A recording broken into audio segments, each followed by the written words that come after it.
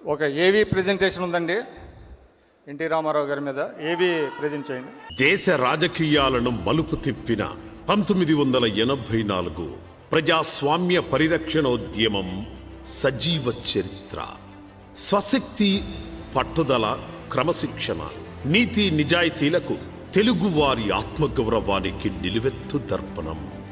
నందమూరి తారక రామారావు అనుకున్నది సాధించడానికి అవరోధాలను అధిగమించి తాను నమ్మిన ఆదర్శం, లక్ష్యం కోసం నిరంతరం పోరాటం చేసిన మహోన్నతుడు శ్రీ నందమూరి తారక రామారావు. చిన్నతనంలో పేదరికాన్ని ఓడించడానికి కష్టపడ్డారు. నిజాయితీగా బ్రతకడానికి సబ్ రిజిస్ట్రార్గా ఉద్యోగాన్ని వదులుకున్నారు. సినిమాల్లో చేరిన కొత్తలో ఎవరిని వేషాలు ఇమ్మని కోరలేదు. పస్తులు ఉన్నా ఎవరిని చెయ్యి చాచి సాయం అడగలేదు. ఆత్మగౌరవం కాపాడుకోవడానికి ఎంతటి త్యాగానికైనా సిద్ధపడే గొప్ప ఔన్నత్యం ఆయనది. నిలువెత్తు అందంతో కనిపించే ఎన్టీఆర్ ప్రపంచ చలనచిత్ర రంగంలో ఏ నటుడు పోషించనన్ని వైవిధ్యమైన పాత్రలు ధరించి గొప్ప నటుడిగా ఉన్నత శిఖరాలు అధిరోహించారు.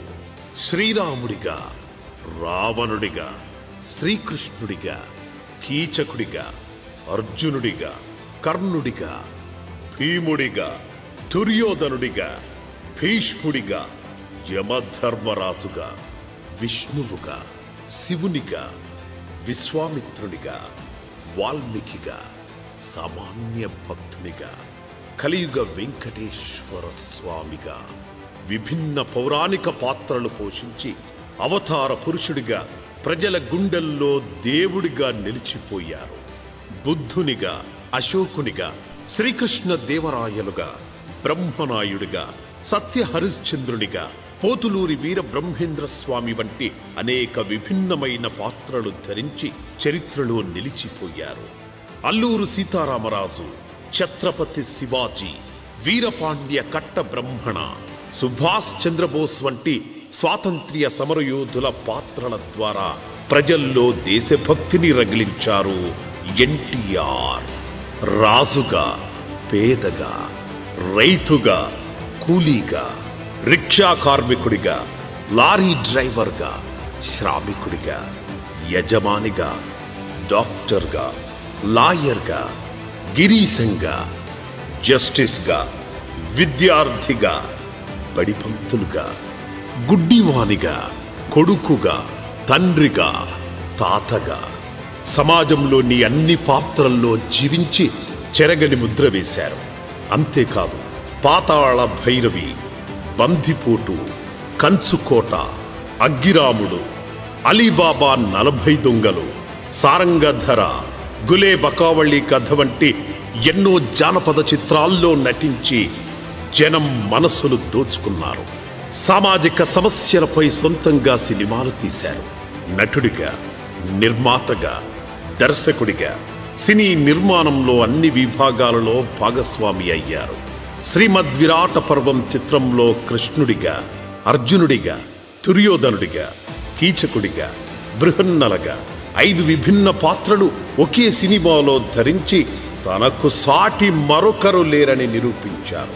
ప్రపంచ సినీ చరిత్రలో దాదాపు 250 భాషల్లో సుమారు 2.5 లక్షల మంది హీరో పాత్రలు ధరిస్తే ఎన్టీఆర్ తప్ప ఏ నటుడు ఇన్ని వైవిధ్యమైన పాత్రలు ధరించిన వారు లేరు. ఆ ఘనత ఒక్క ఎన్టీఆర్కే దక్కుతుంది. తెలుగు భాష, సంస్కృతి, సంప్రదాయాలకు పర్యాయ పదంగా నిలువెత్తు నిదర్శనంగా నిలిచారు ఎన్టీఆర్. తనను ఆదరించిన తెలుగు ప్రజల రుణం తీర్చుకోవడానికి సినీ రంగంలో అత్యున్నత స్థానం వదిలి దెబ్బతిన్న తెలుగువారి ఆత్మగౌరవాన్ని నిలపడానికి 60 ఏళ్ల వయసులో రాజకీయ రంగ ప్రవేశం చేశారు అన్న ఎన్టీఆర్. నిద్రాహారాలు మాని నెలల తరబడి చైతన్య రథం నుంచే ప్రచారం చేశారు. అక్కడి నుంచే అఖిలాంధ్ర ప్రజలను ఓ మహోద్యమం వైపు నడిపారు. రాజకీయాలకు కొత్త నిర్వచనమిస్తూ పార్టీ తరపున సామాన్యులను, మహిళలను, యువతను, బడుగు బలహీన వర్గాలను ప్రోత్సహించి కొత్త రాజకీయ వ్యవస్థను సృష్టించారు. వారికి టికెట్లిచ్చి గెలిపించి మొట్టమొదటిసారిగా సామాజిక న్యాయానికి శ్రీకారం చుట్టారు. 9 నెలల వ్యవధిలోనే 100 ఏళ్ల కాంగ్రెస్ పార్టీని చిత్తు చేసి ఎన్నికలలో అఖండ విజయం సాధించి చరిత్రను తిరగరాశారు. అధికారంలోకి వచ్చిన తర్వాత ప్రజలకిచ్చిన వాగ్దానాలను చిత్తశుద్ధితో అమలు చేశారు. కిలో ₹2 బియ్యం, పేదలకు పక్కా గృహాలు, మహిళలకు ఆస్తిలో సమాన హక్కు, ₹50కు హార్స్ పవర్ విద్యుత్తు, రైతులకు పట్టాదారు పాస్ పుస్తకాలు, నదుల అనుసంధానం, వెనకబడిన ప్రాంతాల్లో సాగునీటి ప్రాజెక్టుల నిర్మాణం, పేదలకు జనతా వస్త్రాలు, ప్రాథమిక ఆరోగ్య కేంద్రాలు, పటేల్ పట్వారీ వ్యవస్థ రద్దు, పరిపాలనా సంస్కరణలు, దేశంలో మొట్టమొదటిసారిగా సామాజిక పెన్షన్లు, గురుకులాల ఏర్పాటు, క్యాపిటేషన్ ఫీజు రద్దు, మధ్యాహ్న భోజన పథకం, బలహీన వర్గాలకు రాజకీయ రిజర్వేషన్లు, మాండలిక వ్యవస్థ వంటి ఎన్నో వినూత్న కార్యక్రమాలు అమలు చేశారు. అప్పటి వరకు రాష్ట్రాలపై పెత్తనం చేస్తున్న కేంద్ర ప్రభుత్వ వైఖరిని సూటిగా ప్రశ్నించారు, తీవ్రంగా నిరసించారు. కాంగ్రెస్ నియంతృత్వ పోకడలను ఎదిరించారు. రాష్ట్రాల స్వయం ప్రతిపత్తిని కాపాడాలన్నారు. సమాఖ్య స్ఫూర్తిని పాటించాలని డిమాండ్ చేశారు. దేశాన్ని పట్టిపీడిస్తున్న అన్ని రుగ్మతులకు కారణమైన కాంగ్రెస్ పార్టీని రాష్ట్రంలోనే కాక కేంద్రంలో కూడా స్థానంలో లేకుండా చేయడానికి కాంగ్రెసేతర పక్షాలను ఒకే వేదికపైకి తెచ్చారు. ఈ క్రమంలోనే ఎన్టీఆర్ మీద రాజకీయ కుట్ర జరిగింది. చికిత్స కోసం ఆయన అమెరికా వెళ్ళినప్పుడు ఇక్కడ స్వార్థపర శక్తులు కాంగ్రెస్తో చేతులు కలిపారు, ముఠాలు కట్టారు, వెనక గోతులు తవ్వారు, పార్టీలో చీలిక తెచ్చారు, ప్రజాస్వామ్య విలువలకు నిలువెల్లా పాతరేశారు.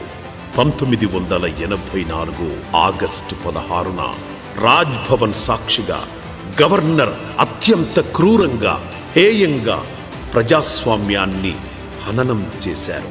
ప్రజాబలం, మెజార్టీ శాసనసభ్యుల బలం ఉన్న ముఖ్యమంత్రి ఎన్టీ రామారావును మెజార్టీ రుజువు చేసుకునే అవకాశం ఇవ్వకుండా కేవలం నోటి మాటతో బర్తరఫ్ చేసే దుస్సాహసానికి ఒడిగట్టారు. గవర్నర్ హేయమైన రాజ్యాంగ విరుద్ధ చర్యను కాంగ్రెస్ నేతలు సమర్థించారు. సాఫీగా సాగుతున్న రాష్ట్రంలో చిచ్చు పెట్టారు. తెలుగువారి ఆత్మగౌరవంపై దాడి చేశారు. అంతే, రాష్ట్ర వ్యాప్తంగా ప్రజాగ్రహం కట్టలు తెంచుకుంది. చిన్న పెద్ద, ఆడ మగ తేడా లేకుండా ప్రజా చైతన్యం ఉప్పెనలా ఎగిసిపడింది. ఆందోళనలు, నిరసనలు, నిరాహార దీక్షలతో రాష్ట్రం హోరెత్తింది. తనకు జరిగిన ద్రోహానికి, ప్రజాస్వామ్యానికి జరిగిన ఘోర అపచారానికి ఎన్టీఆర్ మౌనంగా ఉండలేదు. గాయపడిన బెబ్బులి పులివలె గాండ్రించారు. నియంతృత్వంపై సమర శంఖం పూరించారు. కాశ్మీర్ నుండి కన్యాకుమారి వరకు కాంగ్రెసేతర రాష్ట్ర జాతీయ పార్టీల నేతలు ఎన్టీఆర్కు బాసటగా నిలిచారు. తెర ముందు, తెర వెనక ఎంతో మంది నాయకులు ఎన్టీఆర్కు అండగా నిలిచారు. ప్రజా చైతన్యాన్ని మేల్కొల్పారు. నియంతృత్వాన్ని ఎదిరించారు.